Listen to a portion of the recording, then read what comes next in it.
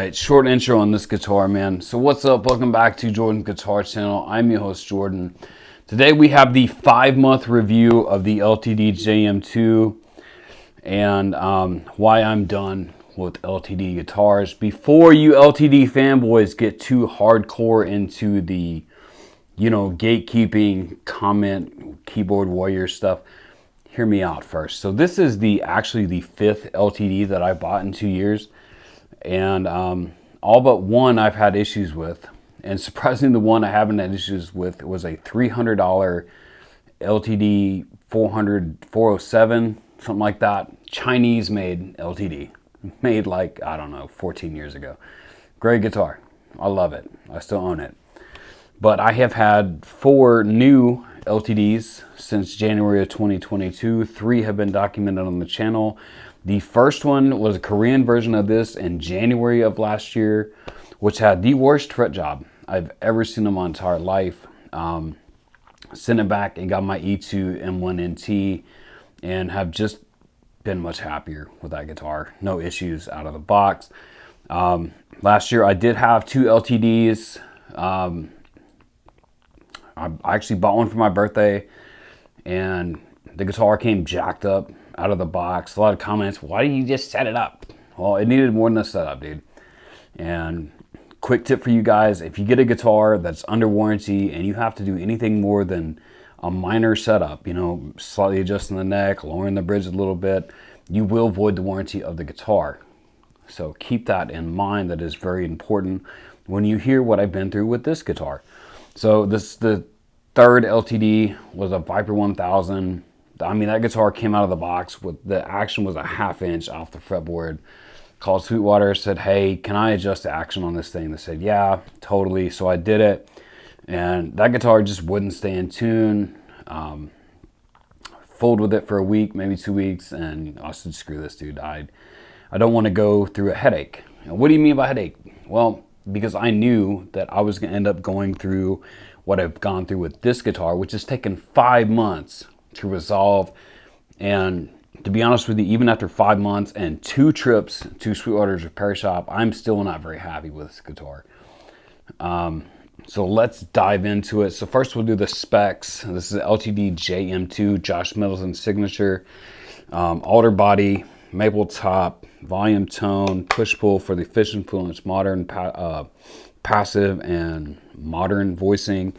Battery cover on the back, roasted maple neck, nice little volute, locking tuners, mother toilet seat inlay, Macassar ebony fingerboard, stainless steel frets. And probably my favorite feature of this guitar is you do have a Goto bridge that is sunken down into the body, which is a really, really nice upgrade. And that's about where all the likes stop on this guitar. Now, let me start from the beginning. So I got this guitar the end of July this year and I shot a video. I was really stoked with this guitar. Really, really happy with it. It played fantastic. I even said in the video it played scarily close to my E2. And I thought finally, after all these LTDs, I finally got a good one. Boy, was I wrong. So 2 weeks later, the toggle switch actually went out on this guitar. Called Sweetwater, hey, what do I do about this? They sent me a can of deoxit. So I took off the cavity control cover plate to find sawdust actually in the area down here and sprayed sawdust out of the switch itself. Ended up spraying out both the pots and was, kind of miffed, whatever you want to say, but was fairly happy with the guitar still. A week later, I went to go restring it and I got a crack from the 5th to 7th fret on the fretboard. I don't know how it happened. Probably because that happens a lot with Indonesian guitars. So I called Sweetwater and I said, hey, what do we do about this? And full disclosure, because of those 2 LTDs I had sent back last year, Sweetwater asked me to work with them on this guitar. So I said, yeah, obviously, I'll work with you. And since we're having all these problems, let's document, dude. Let's make videos and let's see how good can an LTD get, right? So let's dive into it. So it got sent off. The original nut on the guitar was just a molded plastic cheap thing. It wasn't cut right. It didn't feel right. So I said, yeah, you know, put a Graphtec nut on there, which cost me $110 total to have that done.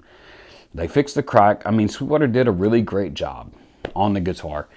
But after 10 days of having it back, the neck it just hasn't been right since the fretboard crack has been repaired.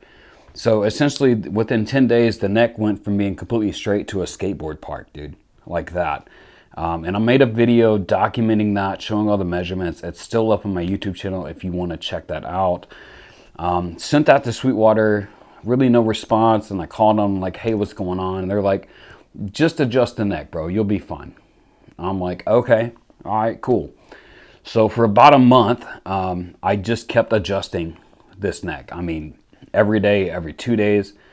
It just didn't matter what I did. This neck would just not stay straight. And on top of that, every time that you adjust, you have to tune it up. You have to keep constant tension on the strings every time you adjust the truss rod. And with the neck not being stable, I found myself tuning this guitar far too often. And what started to happen is the original tuners on the guitar started to go out. So I the low E was like not catching. So I'd have to turn it and like kind of push it up so it would like catch the string. And then the next tune would work fine. And then the next one, like you would have to do like a whole rotation just to go up a half a step. So I was like, well, shit, I've got to replace the tuners on this guitar now. So I tried to get Godot tuners. Sweetwater worked with me and couldn't find left-handed Godot tuners to save my life. So I put very expensive, $159 Graphtec ratio tuners, which are very easy to install yourself. And I asked them, hey, can I just install these tuners myself? Because like, I don't want to spend really any more money on this guitar. I got this as a demo for $1,300. And now I am $1,700 into this guitar. So, I could have just saved myself all this headache and saved up and bought an E2. That's neither here nor there. So I just got the guitar back. Sweetwater did a pretty good job. The setup honestly could be a lot better. So I'm not really playing this thing. I need to get it back on the bench and dial it in a little bit. The action's a little high. The tension just isn't right. It doesn't sound very good recorded. I'll play you a little bit, guys, and you can comment down below and tell me what you think. But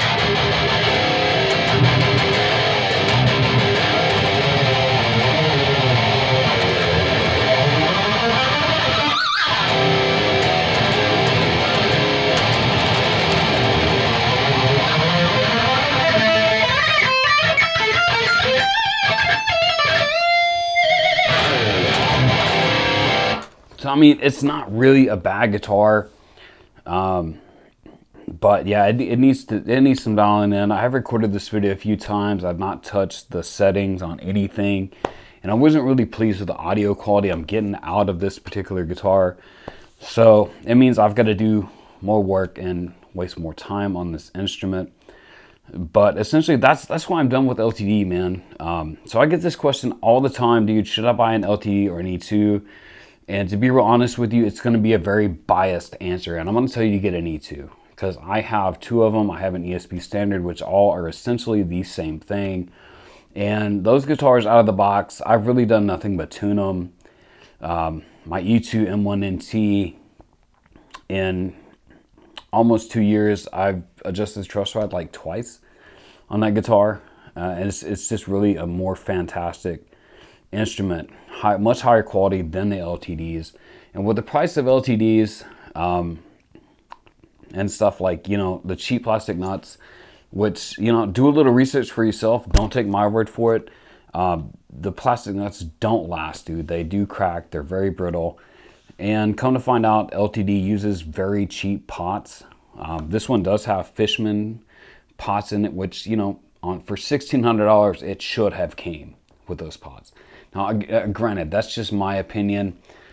but seeing that there's other like much cheaper guitars out there. Like I had a Schecter I bought for 300 bucks that had CTS pots and a Graphtec nut on it. So why LTD isn't doing that for 1600, I don't know. Like I said, I'm not calling out LTD. I'm just relaying my experience with LTD.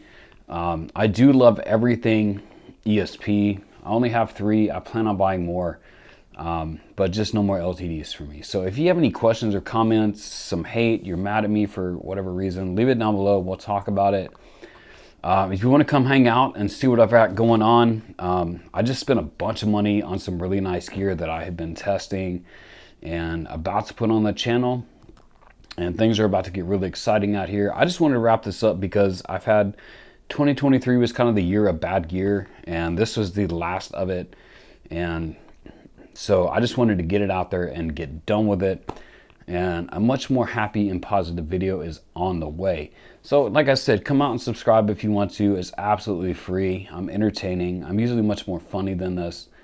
And yeah, come hang out and have some fun, guys. And as always, much metal, much love, and much peace.